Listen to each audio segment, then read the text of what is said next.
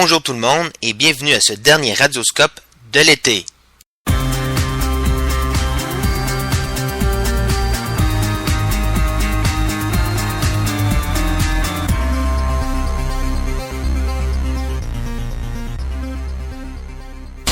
Oui, c'est déjà la fin, ça passe vite une session. Bon, c'est vrai qu'on a eu quelques problèmes techniques qui nous ont retardé dans le lancement des capsules de cette saison. Donc, on en a manqué 2 en gros.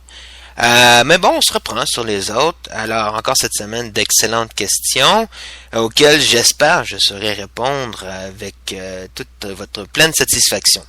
Soit dit en passant, avant que vous me posiez la question, je termine, devrais dire, la correction du 2e examen maison, mais je prends une pause pour enregistrer ce petit radioscope juste pour vous. Alors, allons-y directement avec vos questions. J'en ai une première, on me dit, dans le contexte d'un gouvernement minoritaire où plusieurs projets de politique publique doivent être retirés ou transformés radicalement, est-ce que cela confère beaucoup plus de pouvoir aux différents groupes d'acteurs qui gravitent autour du gouvernement? Par exemple, les groupes de pression, les fonctionnaires.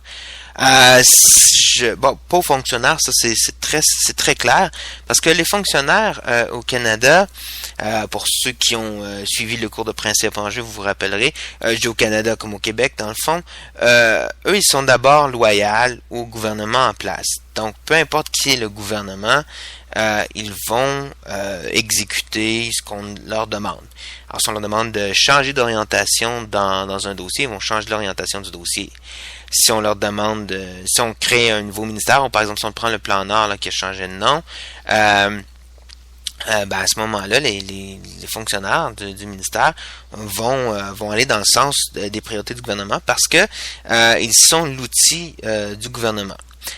Donc, les fonctionnaires, non. Maintenant, les groupes de pression, est-ce que les groupes de pression vont avoir plus de pouvoir? Peut-être, je dirais, indirectement. Dans le sens où si le gouvernement ici dans un contexte de gouvernement minoritaire, ce que le gouvernement va plus craindre, c'est de se voir tomber en chambre. Donc, c'est-à-dire que ceux à qui ça confère vraiment beaucoup de pouvoir, c'est aux députés de l'opposition. Alors, les groupes de pression peuvent avoir un peu plus d'influence à travers, je dirais, la force que que les députés d'opposition auront à la Chambre. Donc, évidemment, c'est sûr que lorsque un gouvernement tente de passer un projet de loi et que là, en Chambre, on veut s'assurer que ça passe en Chambre, on va aller chercher l'aval des groupes de l'opposition, ça se pourrait que si les groupes de l'opposition disent, écoutez, tel groupe de pression aimerait avoir tel changement, on va dans le même sens, là, ça va donner peut-être un peu plus de pouvoir au groupe de pression. Ce qu'il faut aussi savoir, par contre, c'est que dans un contexte de gouvernement minoritaire, comme c'est le cas présentement, le gouvernement se tient toujours sur la corde raide, mais en même temps, on sait aussi que les partis d'opposition ne sont pas prêts à retourner en élection. Donc, le gouvernement a aussi un peu une certaine marge de manœuvre pour respirer ici, parce que d'abord, si on pense aux libéraux, les libéraux ne sont pas encore assez structurés pour vraiment se lancer en élection. Quant à la CAQ, la CAQ veut peut-être essayer de renforcer un peu le parti, mais aussi dire on va aller en élection. Si c'est l'opposition qui lance maintenant, après seulement même pas un an de gouvernement péquiste, c'est une stratégie qui pourrait s'opposer et qui pourrait qui pourrait se retourner contre eux. Parce que c'est vrai que la population dise non, n'était pas prêt à retourner en élection générale et vous nous obligez à le faire. Donc ça pourrait jouer contre eux. Donc, est-ce que ça confère plus de pouvoir? Oui et non, mais de façon assurément un peu indirecte. Après, on me demande, pouvons-nous considérer que les politiques au sein des organisations internationales comme le reflet de l'hégémonie d'une coalition de causes, donc on parle ici d'une coalition plaidante, et de son système de croyance dans un sous-système donné à un moment historique donné? Alors, en d'autres termes, dit-on, pouvons-nous se servir du modèle des coalitions plaidantes pour expliquer un phénomène sur la scène internationale? Absolument. Moi, je pense que oui. C'est pas clair dans les textes de Sabatier. D'ailleurs, c'est une excellente question, ça. C'est pas clair dans les textes de Sabatier. Par contre, si on lit des livres comme, par exemple, Why Nations Fail, dont j'ai déjà parlé, je crois. Différents textes. Je pense que c'est Picciotto qui en parle. et qu'on voit comment les organisations internationales fonctionnent par rapport, surtout dans l'aide internationale, je crois qu'effectivement, on peut faire l'analyse sous l'angle du modèle des coalitions plaidantes. C'est sûr qu'ici, la difficulté, par contre, c'est que le système, il n'y a pas un système aussi clair, pensons à l'aide internationale encore une fois, un système aussi clair ou un régime politique défini comme ce serait le cas dans un État national.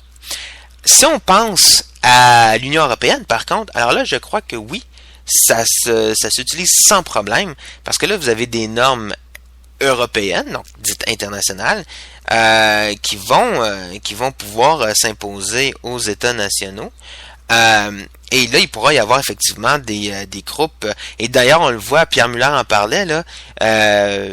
Par exemple, on voit une espèce de séparation où le national commence à perdre un peu sa pertinence parce qu'on européanise beaucoup d'enjeux. Et là, on voit un peu comme le local contre l'Europe. C'est-à-dire, plutôt que de voir la France contre l'Europe, ce qu'on va voir, ça va être par exemple une région de la France contre les règles de l'Europe. Et donc, à ce moment-là, il peut effectivement y avoir des coalitions aussi. Par exemple, l'agriculture, là, vous pourrez avoir les agriculteurs allemands, français, belges, qui d'un côté contre les producteurs ou les commerçants de ces mêmes pays. Donc, il peut y avoir, ou même d'autres agriculteurs d'autres pays. Donc, il peut effectivement y avoir des coalitions de ce sens-là. Alors, ma réponse serait oui, mais c'est sûr qu'ici, il y a comme une espèce d'effort d'adaptation à faire, mais logiquement, je pense qu'on pourrait le faire. On me demande ensuite, dans la capsule de la séance 3 du module 4, il est écrit ceci. L'étude de la mise en œuvre de politique consiste à mesurer le décalage entre les intentions d'une politique et le résultat de la mise en œuvre, ainsi qu'à mesurer les impacts des changements qu'insuffle la mise en place d'une politique au sein de la société. Alors, c'est quoi la différence entre la mise en œuvre et l'évaluation? L'évaluation cherche à connaître la performance d'une politique.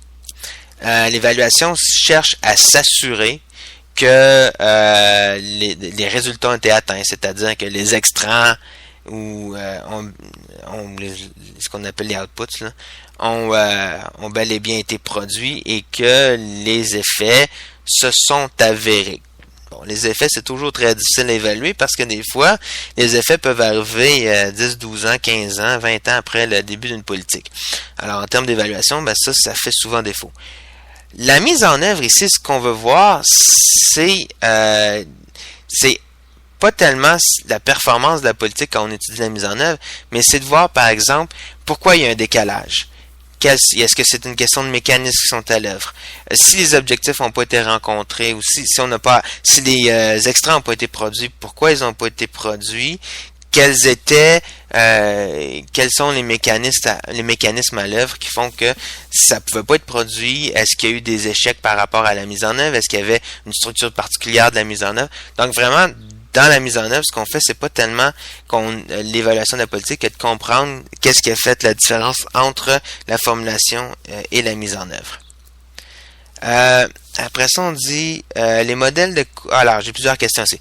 Donc, les modèles de coalition plaidante et le référentiel peuvent-ils être rangés dans l'approche par les idées manière que Muller les considère dans ce cas, tandis que Muller ne semble pas de cet avis. Bon, Muller, c'est sûr, comme c'est son modèle, il va peut-être dire non, mais effectivement, on parle ici des études cognitives. Mais Muller, dans un de ses textes, se présente comme étant effectivement dans le champ des études cognitives, au même titre, par exemple, que les coalitions plaidantes. Alors, à ce moment-là, la réponse est oui. C'est effectivement un modèle cognitif. Donc, par les idées, comme vous dites. Peut-on assimiler les politiques publiques à des projets? Les phases d'élaboration, non, on peut pas. Non, c'est pas tout à fait la même affaire parce que dans un projet, dans l'analyse d'un projet, dans la réalisation d'un projet, on contrôle beaucoup mieux les conditions, les paramètres que dans le cadre d'une politique publique. Et ce qui est à étudier relève plus de la gestion que du jeu politique, comme c'est le cas en politique publique. Dans le premier radioscope, vous avez parlé de la loi en tant qu'instrument et institution, précisant que la loi est soit un instrument ou une institution, mais ne peut-on pas considérer les institutions mais ne peut-on pas considérer que les institutions ne sont que des instruments? Par exemple, l'école, en tant qu'institution, est un instrument d'éducation des fils de la nation. Alors, c'est très français, ça, comme façon de parler. La Constitution est un instrument de l'État de droit. Ben, non, la Constitution, en termes de politique publique, non. Parce que dans ce cas-ci, non. Ben, est-ce que l'école est une institution? Oui. Est-ce que c'est un instrument? Pas dans le sens où on l'entend en politique publique. Comme la Constitution n'est pas un instrument dans le sens où on l'entend en politique publique. Et même en général en sciences politiques, voir la Constitution comme un instrument, ça relève d'approches très particulières. Parce que généralement, la Constitution est vue, c'est la loi suprême d'un pays, c'est ce qui définit un régime, donc ça va au-delà de l'instrument. Quelle est la meilleure nomination d'une politique publique? Dans certains pays, on parle de politique sectorielle, de loi, d'orientation, etc. Bon. Il n'y a pas de meilleure nomination en tant que telle. Hein. Par exemple, au Canada, on est habitué à se faire appeler le plan stratégique du gouvernement en matière de, le plan d'action en matière de, alors que c'est toujours des politiques. Donc, l'idée, c'est de reconnaître la forme, peu importe le nom qu'on lui donne. Maintenant, quand on parle de politique sectorielle, parfois, ça peut désigner plusieurs choses. Politique sectorielle, ça peut être justement une politique pour le secteur de l'agriculture, de la culture, comme des fois, ben, ça peut être une politique sectorielle dans le cadre de la politique, disons, de la santé. Comme on va parler également de politique cadre. Alors, une politique cadre, c'est une politique qui vise à donner des directives larges à différents ministères qui vont, lesquelles directives vont guider l'élaboration d'autres politiques, souvent qu'on pourrait appeler des politiques sectorielles. Par exemple, quand vous avez la politique du développement durable au gouvernement du Québec, ben qui est une politique cadre, cette politique cadre-là vient déterminer un peu, ou vient influencer un peu les objectifs que devront adopter les politiques publiques, toutes les politiques publiques de tous les ministères, que ce soit en environnement, mais que ce soit en santé, que ce soit en transport, par exemple, il y aura des objectifs qui devront correspondre à des directives très larges ou à des objectifs plus larges de la politique cadre. Mais donc, en soi, il n'y a pas une bonne façon de nommer une politique publique. Ça dépend des ministères, ça dépend de leur intention, puis un peu du message qu'ils veulent véhiculer. Par exemple, quand on parle du plan d'action économique du Canada, ben c'est clair que si on avait appelé ça la politique de sauvegarde de l'économie canadienne, ça fait pas très positif. Alors qu'on appelle ça le plan d'action, ben il y a un message très positif que le gouvernement veut lancer à sa population, à savoir que le gouvernement a d'abord un plan, et non pas simplement une idée, mais bien un plan pour agir sur l'économie canadienne. Donc, chaque mot ici a été supposé et choisi. Pourriez-vous nous donner quelques exemples de politiques où il y a eu décalage entre la mise en œuvre et la formulation? Ben, je vais vous donner un exemple, celui de la politique de transport au Québec, que j'ai d'ailleurs donné, je crois, dans le dernier Radioscope, où on voyait clairement que, justement, en raison de la politique cadre sur le développement durable, la politique du transport proposait des objectifs liés à cette idée de développement durable. Par exemple, favoriser le transport alternatif et tout ça. Mais dans les faits, quand on analyse les résultats, quand on analyse la mise en œuvre de la politique, ce qu'on se rend compte, c'est que ces objectifs-là ont été très, très, très peu utilisés, ont été très peu réalisés, et on a surtout favorisé dans la mise en œuvre tout ce qui était développement de routes.